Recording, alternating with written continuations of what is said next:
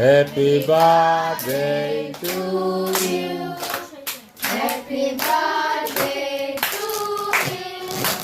Happy birthday, dear Sawma. Happy birthday to you.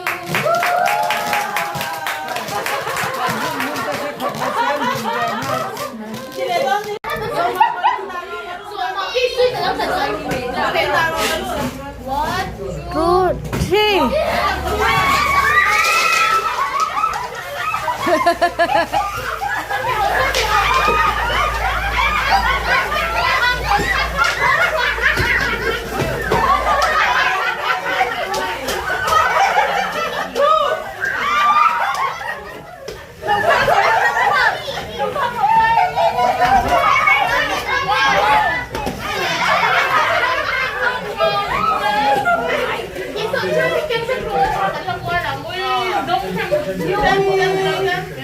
anh chưa cần ghé lên, bây giờ đúng em luôn.